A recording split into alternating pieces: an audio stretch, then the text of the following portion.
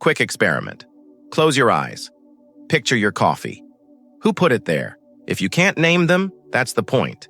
The route you took to work, that coffee you bought this morning, the video you clicked before this one, you think you made those choices. You didn't. Someone else did. Every day, your brain gets hijacked by invisible forces, triggers buried so deep in your psychology that you don't even know they're there. And the people who understand these triggers, they're using them to control what you buy, who you trust, and how you behave. Robert Cialdini spent decades figuring out exactly how this works. He discovered 6 mental buttons that, when pressed, make you comply automatically. No thinking required. Just pure, predictable response. These aren't theories. They're weapons, and they're being used on you right now.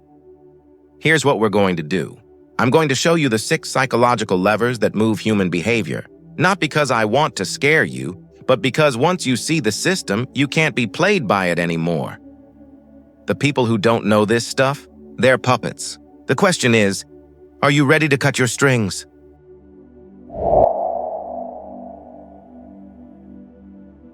Watch this happen in real time. You're at the grocery store. Someone offers you a free sample of cheese. You take it. You smile. You say thank you. Then something weird happens in your brain. A little voice starts talking. They gave me something. Now I owe them. You didn't ask for this debt. You don't even like the cheese. But 20 seconds later, you're buying a $12 block of something you'll probably throw away. This is reciprocity working on autopilot. The moment someone gives you anything, even garbage you don't want, your brain creates an invisible obligation. And that obligation doesn't go away until it's satisfied. But here's the part that'll keep you up at night. The person with the cheese samples knows exactly what they're doing. They've studied your brain better than you have. Back in the 70s, Hare Krishnas were broke. Nobody wanted their books or their donations. They were invisible at airports. Then someone had a brilliant idea. Start giving gifts first. They began pressing flowers into people's hands. Didn't matter if you wanted the flower. Didn't matter if you threw it away immediately. The moment you accepted it, boom, you owed them. Donations went up 500%. Think about that. People who actively avoided these individuals suddenly became ATMs. Not because they cared about the cause, because their brains couldn't handle the debt. This is everywhere now. Free trials that auto-renew.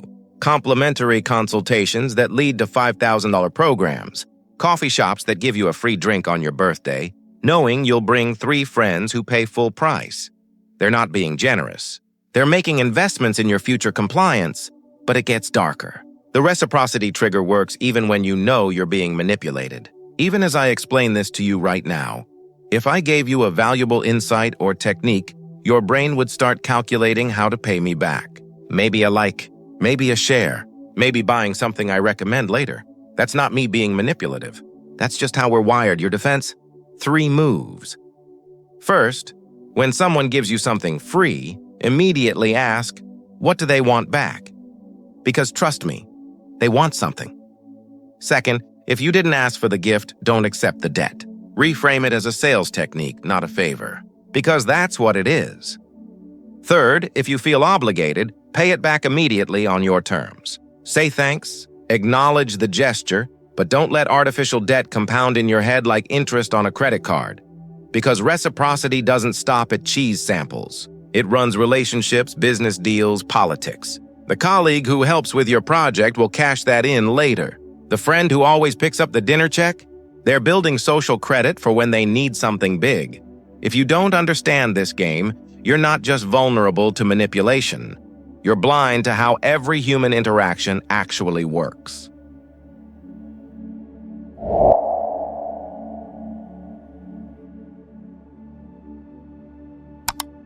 Your mind is lying to you about something fundamental. You think you know what you believe, you don't.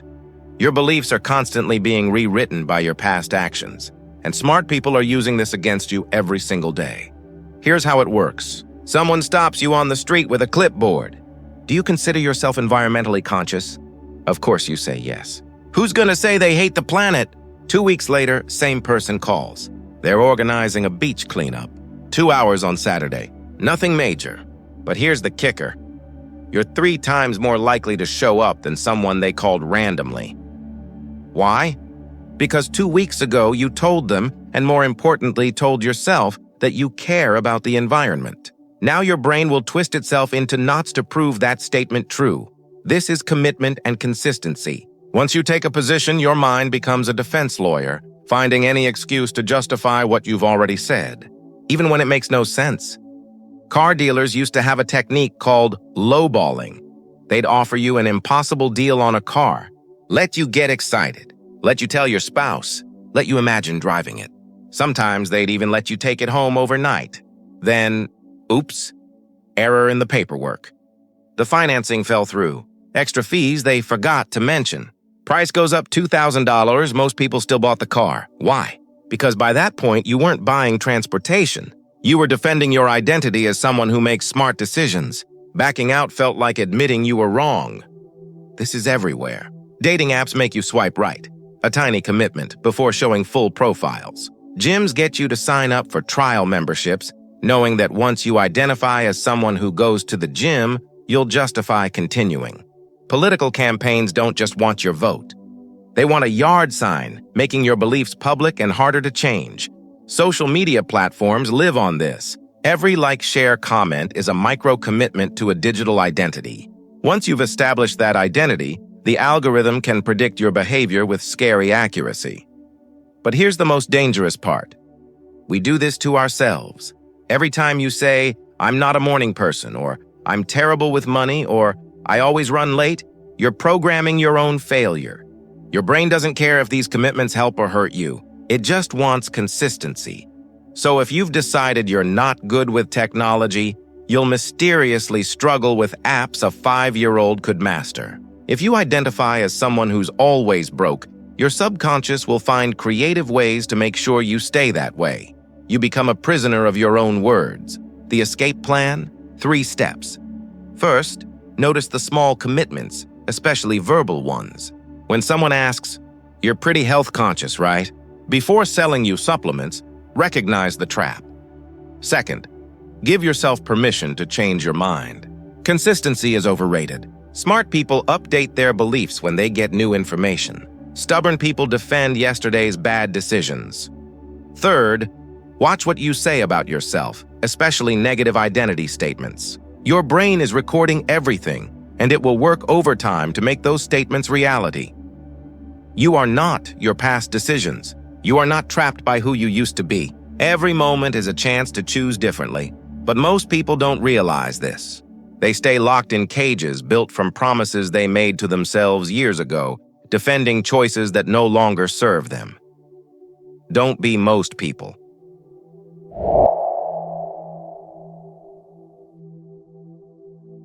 New York City. A woman named Kitty Genovese is being murdered outside her apartment building. The attack lasts over 30 minutes. 38 neighbors hear her screams. 38 people watch from their windows. Nobody calls the police. Why? Because each person looked around and saw nobody else acting, so they assumed everything was fine. After all, if it was really an emergency, somebody would have done something, right? This is social proof at its most tragic. When we don't know what to do, we look at what everyone else is doing and copy it, even when everyone else is doing nothing. Once you understand this trigger, you'll see it weaponized everywhere. Netflix doesn't just recommend shows. They tell you what's trending now. Amazon doesn't just list related products. They show you what other customers also bought. Restaurants don't describe their food. They mention their voted number 1. They're not giving you information. They're programming your behavior by showing you what the crowd chose. But the really sophisticated version isn't about everyone. It's about people like you. If you want people to donate to charity, don't say millions support this cause. Say people in your neighborhood support this cause, or people in your profession, or people your age. We don't follow the crowd. We follow our crowd, our tribe, our perceived group. This is why testimonials work better when they're specific. Not just, "This changed my life," but "This changed my life." Sarah, 32, mother of 2 from Denver. Because somewhere a 31-year-old mother of 1 from Colorado Springs thinks, "That's basically me." Political campaigns master this. They don't show you general polls. They show you polls of people in your demographic, your area, your income bracket. Your brain constantly asks, "What are people like me doing?" But here's where it gets sinister. Most social proof is fake. Those bestseller lists? Often bought. Restaurant reviews? Many are fraudulent. Social media followers? Purchased in bulk. Those other customers viewed suggestions? Algorithmically manipulated to guide your choices. You're not following real people. You're following ghosts designed to look like crowds, and it creates cascade effects. One person does something.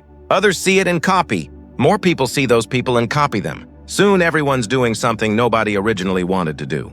Think toilet paper hoarding, viral challenges, fashion trends. Nobody wakes up thinking, I should dump ice water on my head. But once they see others doing it, it becomes normal. Social media turned this into rocket fuel. Every like, share, comment is social proof. View counts influence whether you'll watch. Follower counts determine whether you'll trust someone's advice. We've built a world where the appearance of popularity matters more than actual quality. The twisted part? We use social proof even when we know it's unreliable, even when we know it's fake. The fear of being different, of making the wrong choice when everyone else is making the right choice. That fear overrides logic. Your protection strategy. 3 questions. First, am I doing this because I want to or because everyone else is? Second, is this social proof real or manufactured? Look for testimonials from people you can verify, recommendations from sources you trust. Third, remember that crowds can be wrong. Sometimes the popular choice is the bad choice. Sometimes everyone is walking off a cliff. Social proof is a shortcut for decision-making. Most times following the crowd works fine. But when it doesn't, when everyone's wrong, when the crowd is artificial, when the proof is fake, the consequences are devastating. Don't ignore social proof entirely. That's impossible. Use it consciously, critically, selectively. Let it inform your decisions without controlling them. The moment you stop thinking for yourself and start thinking like everyone else, you've stopped being an individual and become part of someone else's program.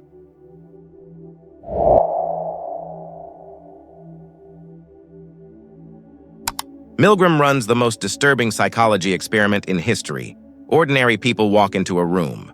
There's a person in a lab coat claiming to be a scientist. There's a machine that delivers electric shocks. The scientist tells participants to shock someone in the next room every time they answer wrong. Shocks start mild, but increase with each mistake. Percent of people delivered what they believed were potentially lethal electric shocks to a complete stranger. Not because they were sadistic, not because they enjoyed it, but because someone wearing the costume of authority told them it was for science. The person being shocked was an actor. The machine was fake, but participants didn't know that. They genuinely believed they were torturing someone, and most did it anyway. Why? Because when someone appears to be an authority figure, your brain shuts down critical thinking and switches to compliance mode. You become a child following orders, even when those orders are insane. This isn't just about lab coats.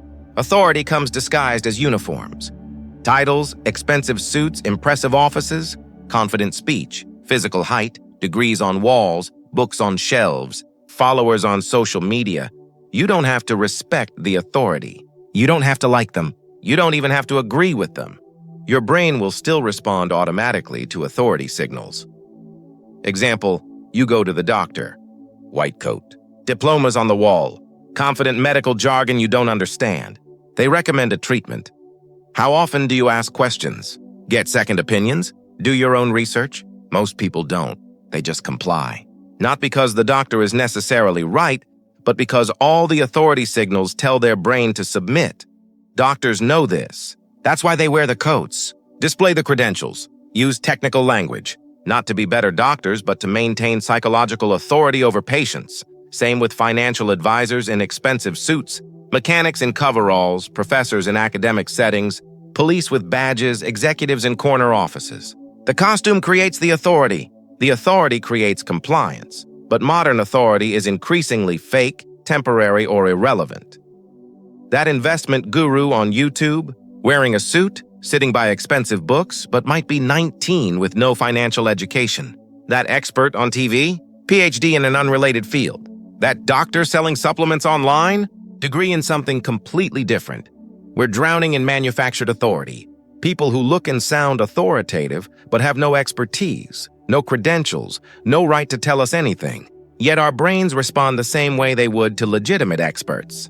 Social media made this exponentially worse. Anyone can put expert or coach in their bio. Buy fake followers. Create professional-looking content that mimics real expertise. We fall for it because our brains evolved for small tribes where everyone knew everyone. We didn't evolve to question strangers on the internet who have all the right visual cues. Another twisted aspect: authority works even when completely wrong. People believe incorrect information from authoritative sources, even when they'd immediately reject the same information from non-authorities. This is how conspiracy theories spread. Scams work. Cults recruit. Political movements gain followers. Not through information quality, through perceived authority of the messenger. Your defense system: 4 checks first, separate message from messenger. Is this information accurate regardless of who's saying it? Can I verify independently? Second, look past authority signals. Ignore the costume, credentials, confident tone. Does this person actually know what they're talking about, or just good at appearing authoritative? Third, authority in one area doesn't transfer to others. Great doctors might be terrible with money. Successful business owners might know nothing about relationships. Fourth, trust your judgment. If something feels wrong, doesn't make sense, goes against your values, don't do it just because an authority figure said so. Real authority doesn't need costumes, credentials, or compliance. It earns respect through competence, consistency, and care for the people it serves. Everything else is theater designed to control your mind.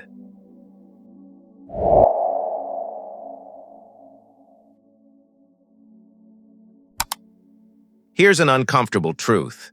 You are easier to manipulate by people you find attractive, not just romantic attraction. Any form of liking: physical attractiveness, similarity, familiarity, compliments, shared experiences, pleasant personality. When you like someone for any reason, critical thinking drops and compliance increases. The people who want to influence you have studied this extensively. Attractive defendants get lighter sentences. Attractive salespeople make more sales. Attractive politicians get more votes, not because they're more qualified, honest, or competent. Because humans have built-in bias toward appealing people. This isn't conscious. You don't think, this person is attractive, therefore I'll buy their product. It happens below awareness. Your brain processes attractiveness as a signal of trustworthiness and competence, even when these have nothing to do with each other. Physical attractiveness is just the start. There are more sophisticated ways to trigger liking.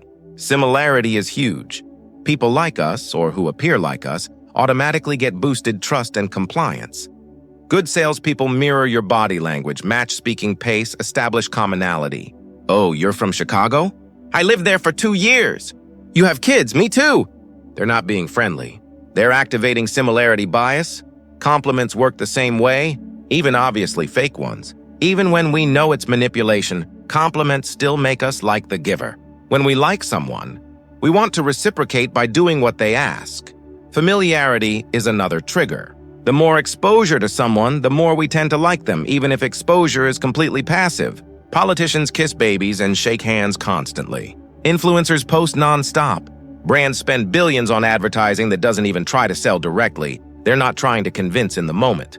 They're becoming familiar. Familiarity breeds liking. Liking breeds compliance. But here's the dark part. All these triggers can be artificially manufactured. That attractive person selling something might be a hired model. That person who seems similar might have researched your background and tailored their approach. Those compliments that felt so good might come from someone who compliments everyone identically. Online gets more manipulative. Dating apps use your photos and information to create fake profiles targeting you specifically. Social platforms show content from attractive people to keep you scrolling. Influencers craft entire personas to be maximally likable to their audience. You're not connecting with real people. You're connecting with carefully constructed characters designed to trigger liking bias. Once triggered, you become incredibly vulnerable. You'll buy unneeded products from attractive people. Trust advice from people who seem similar, even when they're unqualified. Follow influencers who compliment you, even when they're leading you astray. But the most insidious part, we do this in real relationships too. Think about the last time someone you really liked asked for a favor. How hard was it to say no? Last time someone attractive flirted with you mildly, how much more willing were you to help, believe, or give them what they wanted? This isn't weakness. It's human nature. We're wired to cooperate more with people we like because, throughout history, that was good survival strategy. Similar people were probably our tribe. People who complimented us probably had our interests at heart. Familiar people were probably safe, but modern world weaponizes these instincts against us. Your protection protocol. 4 steps. First, notice your biases. When you're more willing to comply because you find someone attractive, similar, or likable, awareness alone helps you make more objective decisions. Second, separate person from request. Would I do this if it came from someone I didn't like? If no, you're being influenced by liking rather than logic. Third, be suspicious of people who seem too perfect, similar, or complementary. Real relationships develop slowly and naturally. Artificial ones come on strong and fast. Fourth, remember that liking someone doesn't make them right, trustworthy, or qualified. Some of the most likable people are also the most dangerous. Charm is a tool that can be used for good or evil. Don't become cynical or stop liking people. Make decisions based on merit, not on how someone makes you feel. Protect yourself from those who would use your natural human warmth against you. In a world where likability can be manufactured and deployed as a weapon, your ability to think clearly, regardless of feelings about the messenger, isn't just valuable, it's survival.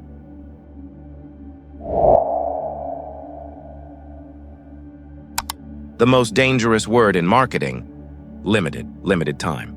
Limited quantity, limited offer, limited availability. These syllables can make rational people do completely irrational things. Buy products they don't need, make decisions they're not ready for, act against their own interests. Why? Your brain has a panic button labeled scarcity. When someone pushes it, higher thinking shuts down and survival instincts take over. Psychological truth. We don't value things based on actual worth. We value them based on how hard they are to get. The rarer something is, the more we want it. The more we might lose it, the more we need it. This made sense for hunter-gatherers. Food was scarce, resources limited. Find something valuable and don't grab it immediately, you might not get another chance. So brains developed a simple rule. When something is rare or disappearing, get it now, think later. Modern world exploits this instinct constantly. Notice how many limited edition products exist? Flash sales and one-day only offers? Only 3 left in stock warnings when shopping online? These aren't accidents. They're calculated triggers designed to activate scarcity response. Masterclass in scarcity manipulation. You're browsing hotel booking sites. See a decent room. Then notice text underneath. Only 2 rooms left. 3 other people looking at this property right now. Book now or risk missing out. Suddenly that room doesn't just look decent. It looks essential. Your brain generates urgency. What if those other people book first? What if there really are only 2 rooms left? What if I lose this opportunity and settle for something worse? So you book immediately, without comparing prices, without reading reviews, without thinking about whether you actually want to stay there. You've been hijacked by artificial scarcity. Twisted part: most scarcity is completely fake. Limited edition. Products often get re-released with minor changes. Flash sales happen monthly. Only 3 left in stock warnings have inflated or automatically reset counts. Other people looking at this property? Sometimes bots or complete fabrication. You're not responding to real scarcity. You're responding to illusion of scarcity, crafted to make you act without thinking. It works because scarcity doesn't just make us want things more. It makes us think less. When we believe something is rare or disappearing, analytical brain shuts down and impulsive brain takes over. We stop asking, do I need this? And is this a good deal? Instead, we ask, how do I get this before it's gone? This is why limited time offers work even when time limits are arbitrary. Why exclusive products sell better than identical widely available ones. Why auction sites create bidding wars that drive prices far above actual worth. Social media weaponized this psychology. Every story has 24-hour limit. Every live stream is happening now. Every trending topic creates fear of missing out. Your brain constantly gets told something important is disappearing, and if you don't engage right now, you'll lose your chance forever.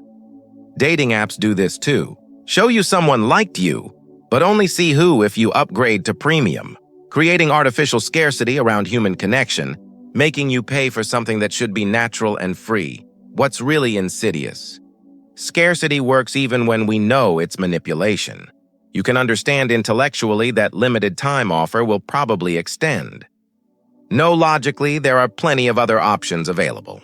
But when you see countdown timer ticking, stock counter dropping, emotional brain overrides rational brain because fear of loss is more powerful than hope of gain. Pain of missing out feels worse than pleasure of getting it. This is loss aversion, one of the strongest biases in human psychology. Your protection system. 4 defenses.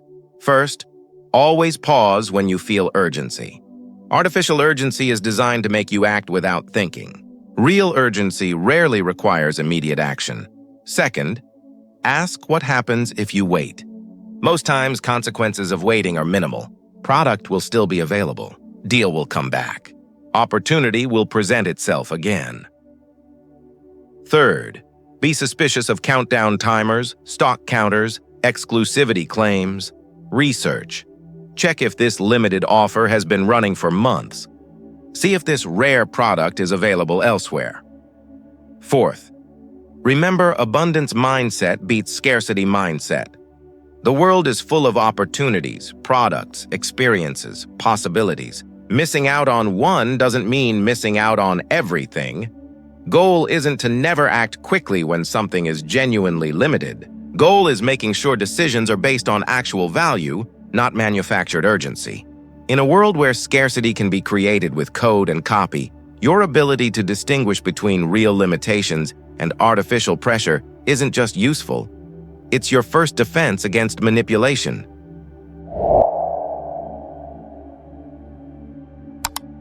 You now know the 6 psychological weapons that control human behavior: reciprocity, commitment and consistency, social proof, authority, liking, scarcity.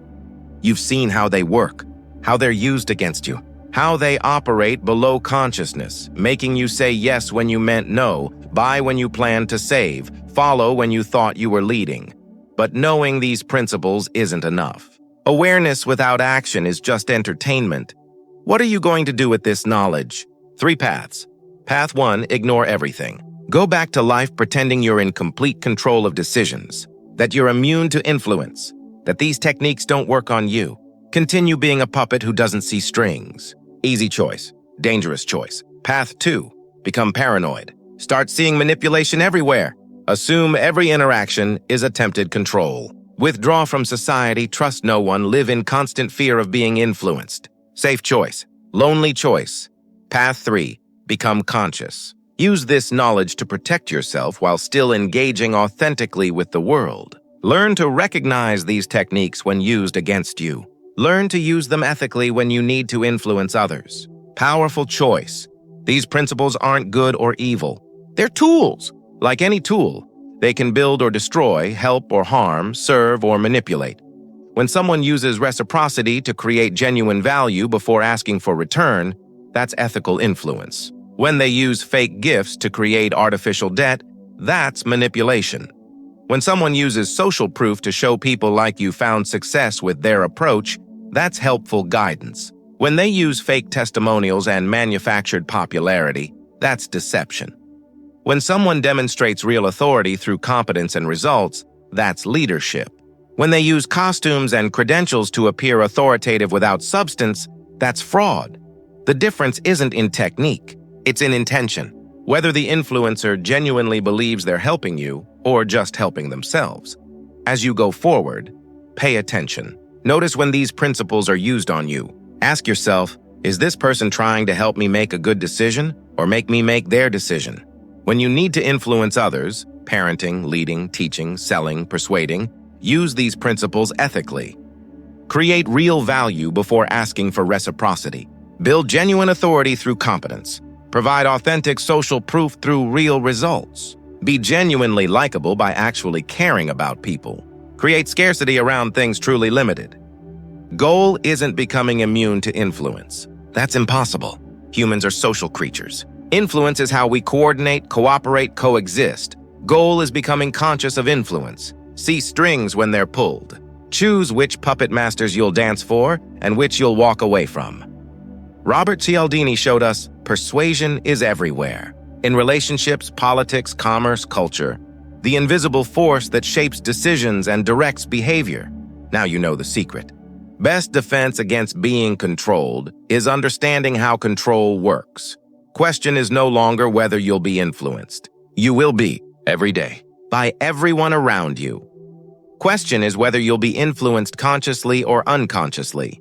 Whether you'll be a puppet who sees the strings or one who doesn't, the choice is yours. But now, at least, you're making that choice with your eyes wide open.